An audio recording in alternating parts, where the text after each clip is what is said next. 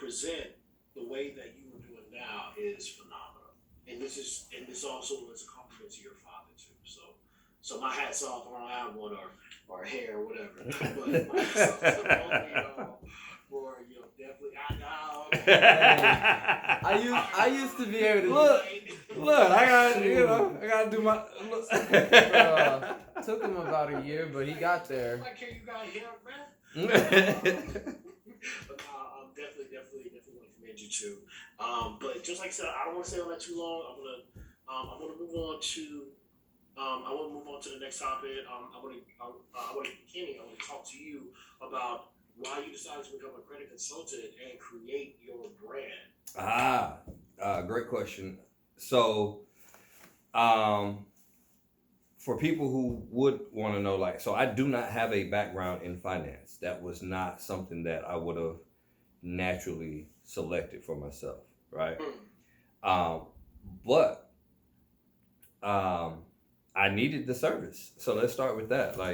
And I talk to my clients, I talk to, people who come and join me in business, and I tell them the same thing, my situation, some of the residual from the divorce. Again, sorry, that's just part of my story. But it ended up catching up with me, and I had a vehicle repossession at 39 years old, which I was super embarrassed about. 38 years old. The week of my birthday, actually. The week of my birthday, them folk came and got my car.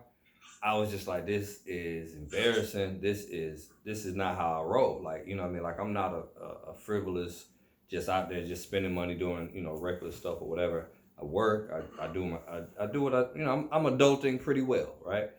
And so when them folks came and snatched my car, boy, my feelings was hurt. But fast forward, I'm working 2 jobs, still grinding, getting back on my feet, but it was just taking a lot of time. And so a friend of mine, I was talking to him about it. He is a finance guy. And so we were actually talking about stocks, which is something that I also was very much aware that as a community we needed to pay more attention to. You have way too many people out there who, they know, your latest celebrity gossip and whatever, but they don't know who Warren Buffett is, or they don't know who Robert Kiyosaki is, and, et cetera, et cetera. So I knew I had to start taking action on the things that I did know. I read Rich Dad Poor Dad, I don't know. I just got that book. You just got it? Just got that book. Yeah. Okay, so definitely a good read. You got the original, the first one? I'm not sure. When I went to Books A Million, I saw the big copy, the full-fledged book, and I saw the compressed. Okay. So I got the compressed because I want to carry it around with me. I got you. Also, the original is on audio everywhere for free. So the first one, you can pull it up and listen to it. You can stream it. You can so that but definitely worth it to hear it. But I still like books. You know what I mean? So, but for convenience, audio is out there. But anyway, so I read that book years ago. A couple other books, T. Harv Eker and da da da da da. So I've been aware that investing was essential to establishing wealth, and not just for one generation, but for generational wealth, right? You have to do some investing, and you have to do it substantially, right? You have to work to make money so that your money can make money without you working, right? Everybody, all right. So fast forward, I'm sitting there talking with him bro, I'm finna go heavy with these stocks. I'm going all in. And he was like, yeah, I went to school for that, and I can tell you this. I was like, bro, how come you never told me? So again, this is a friend of mine who was very well knowledge, well versed in this arena, but people just aren't having these conversations. We're hanging out, we go bowling, we go do, whatever. And I was like, man, more people need to have these conversations, and there needs to be, someone intentionally broadcasting this information is available, and people have to be able to trust you, because otherwise they're gonna swear it's a scam, because there's a lot of scammers out there. So, right. So essentially, I talked to him. He had just gotten into this arena with the credit repair and the credit building, and he was going to help me. And then he said, "Well, how about this? Why don't you partner with me, get the services, and become a voice with me, especially to our community, and help other people get the help that they need. And people trust you, so it makes sense." And so I needed the services. I needed the extra income because again, I was working like 3 jobs still. And then I know that in my heart, it would be something that I could relate to because I love helping people. I love seeing people win. You know, I love seeing people succeed. Right. Part of the WG brand, we talk about winning guaranteed. Right. And so I love to see people win. I've never been the person that it had to be like, you know, where I'm the one, you know, getting the trophy and, you know, whatever. Like I'm big on, you know what I mean? If you start a business today and I see it, you are never gonna have to ask me to promote it, to share it, to talk about it. Like I listen, I'm sending traffic. How soon you want me to share the website? Today? Oh, it ain't ready yet? Okay, hold on, don't share it yet. You know, whatever. Like that's just how I'm wired. I love to see people winning and growing. And so, all that being said, that's the long version of it. I needed the services, and I wanted the opportunity to help people and the extra income. Right. So it fit with my skill set and with my character, and so I started immediately. When he got done explaining it, breaking it down, I said no brainer. Literally, those are my words. It's a no-brainer. And so we got started. That was April of this year, and I've been pushing. I've helped. I don't even know how many people I've helped now, and that to me is the biggest honor of it all. Is exactly what I thought. People trust me, and they came to me, and they sent friends, and they sent family, and I've been able to get results for people who thought it was going to take years, and I've been able to help them in a few months, and that's a beautiful thing. So yeah, and I'm gonna keep going. Like I'm not letting it go anytime soon that I can see in the near future. So that'll be part of the brand for a good bit. And it takes a lot for you to pull yourself up to help somebody when you yourself need help. Facts. And that's an unconditional love to help people. Making sure that I give even though I need to be given to. Yeah. And by you building this brand, that also helped your son. And I know for him, now, when I first met KJ, y'all, so I'm talking to the audience, when I first met KJ, I was summing it up with his pops, right? I was talking with his dad, and he comes in super professional. I mean, straight no chance, right? And you know, he tells me about what he does, and you know, I'm interested because I don't come across a lot, like a lot of young men, and like a lot of young black men that are into tech and also video production. So he said he had a video, so I was like, okay, well, show me. And he started trying to explain his video. Well, you know, I got this here, you know, I did a little ending right here. You know, it's like, you know what? Let me see it. Yep. Allow your work to speak for itself. And I was super impressed. Super impressed. And I wanted to ask KJ, and this question leads to you, with you being an aspiring influencer and also content creator. You seeing your dad go through what he went through, literally rebuilding, rebranding from the bottom and coming out on top. A lot of men don't make it to where your father is. They fold. But he flourished. So what did that mean for you? Or what type of impact did that have for you? Oh, watching him get out the trenches? Oh, yeah. Oh, we were in the trenches together. Yeah. So, oof. Yeah, so the impact, Keep it up. yeah, we I can't even stop. Listen, yeah. We were in, like, ooh, I was going through. Give us. I'm gonna give you the most condensed. Yeah. Listen, it was meaningful a lot of flurries, and so that's why he oohing. Them oohs was real. You trying to Them bring oohs back was- these memories? I'm like, oh, sheesh. Them oohs was real. Like, Look, hallelujah, we made it out of that nonsense. Yeah, yeah. So, we got Rocky Balboa a couple times.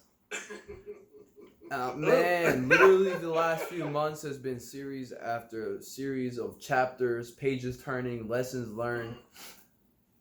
Let me break it down. So watching him flourish, get out of that, was the same time I was flourishing and getting out of my depression. And yeah, so yeah. I think the biggest thing that I got out of this whole situation, because the whole time I'm going through depression, I'm like, well, let me announce this. I was going through depression because in the battle that I was referring to earlier with, you know, my siblings and whatnot, my mom kept my siblings at her house, and it's been almost a year at this point. Really within the first few months of that, because I was in my dad's house, my siblings at my mom's house. I haven't seen my sibling in several months. I am going through extreme depression. I can't focus on anything. My YouTube channel, my schoolwork. I don't want to go out cut no grass, do any work around the house really. No chores. No, I am addicted to videos, YouTube, TikTok, all sorts of stuff. I have no business, and that's my lowest point. In my whole life, really, I can think. So the lessons that I learned while I was in that state that got me out of that. I think the official knockout blow for Satan anyway, that got me to be triumphant and out of all of that.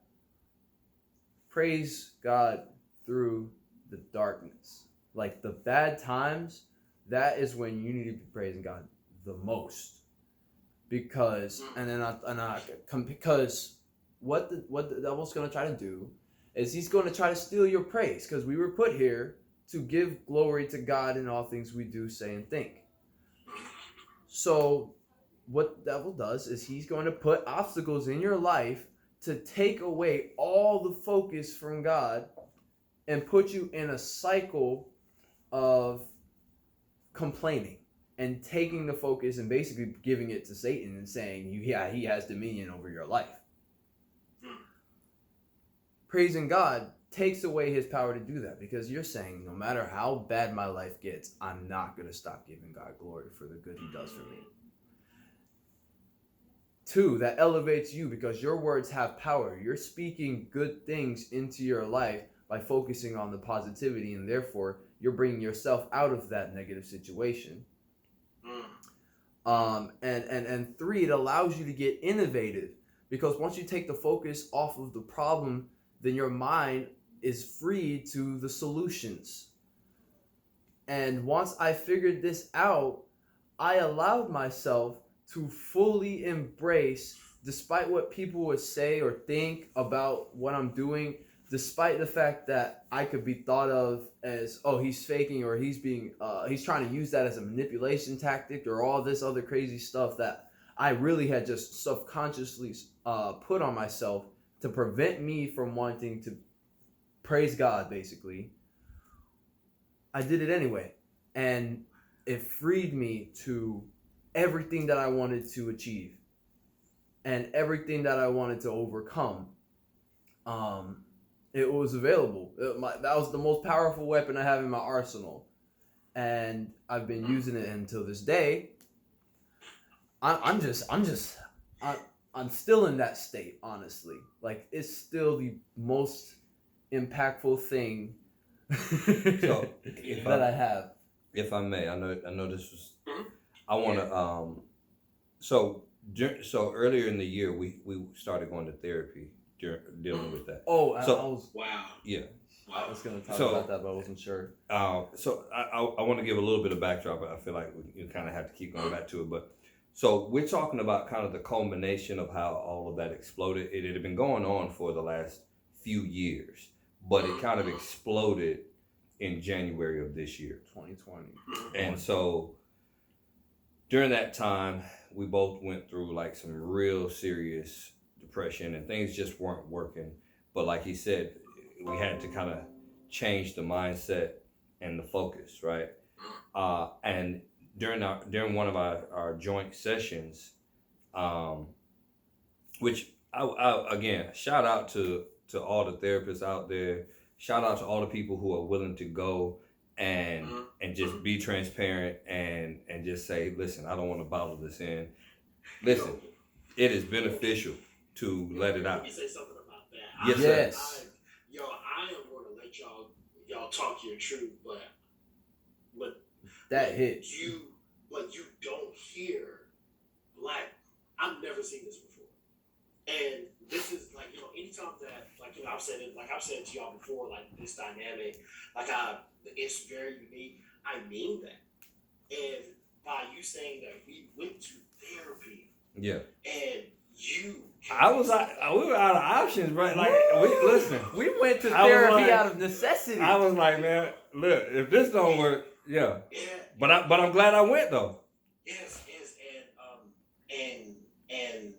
and I want to commend you, KJ, for saying that you had depression. And I battled with depression most of my life until recently. I finally found the tools to face it.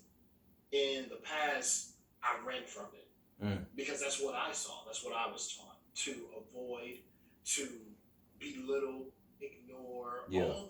all these fleeting feelings versus fighting it. Yeah. But you fought it. And you fought it and won. You fought it and won. You know how powerful that is? Yeah. The fact that you can look back at yourself and see that I came through that storm. Yeah. I was bigger than that storm. This storm has King Kong ain't got on me, okay? Yeah. And this storm has nothing compared to what I have moving forward. And the fact that your father was there every step of the way, you know how critical that is for young black men to have someone that looks like them, that is going through the same thing, and they are still able to look up at their father for inspiration, knowing good and well that he's experiencing pain, and he's showing you, he's being transparent, but he's being strong not only for himself but for you. You were. Yeah. Ooh. Yeah, yeah. You know what? The fact that you said that we went to that.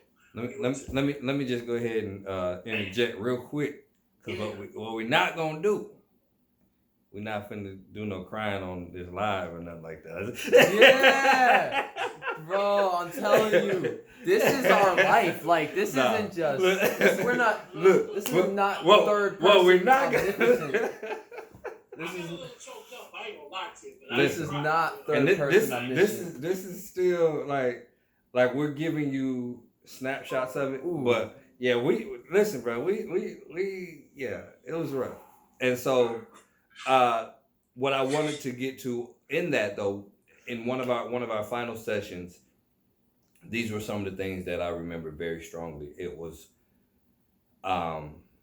we made a decision that we were saying, okay, when this situation turns, what we want to have in our hand is the best version of ourselves.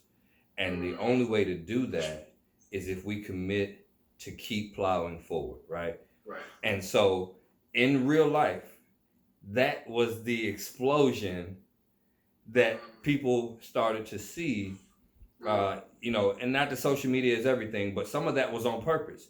It was putting myself out there and making a bold commitment and declaration that I am not turning back, right? Because once you put it out there, like in the way that I put it out there, is like, all right, you got to stand on that. Like, that's going to, you know what I mean? And so we committed to do that together, and so that's really and truly, like, very authentically our experience. It was from, remember this? I actually I can remember the sitting of, I think I was given the weirdest and most impactful compliment I think I've been given ever. I think it was that I was a horse. Oh yeah. You remember the movie Never Ending Story? Of course. All right. It's a classic. Yes. Argue with your mama. So you remember the scene when he was going through the wilderness, and it was like mud and the Yeah. what was that called? Dang, I can't remember. But that sorrow, it was like the forest of sorrows or whatever, something like that. And it's like you can't let the sadness overtake you, because then you sink, right? And so essentially that's kind of where we were at. I'm really like trying to get past this part because I feel it, like, for real. This is a big deal. I'm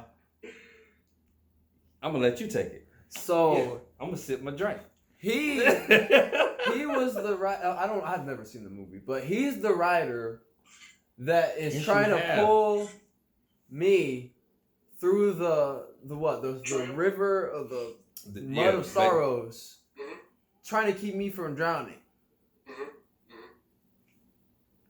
And obviously, I think in the movie the horse dies, but in this version, yeah, I was thinking that. Listen, yeah. We'll get to it. that part was sad though. I remember, like, as I was like, did they just put that? They can't put that in a kid movie. I know, right? Crazy stuff in kids' movies, bro.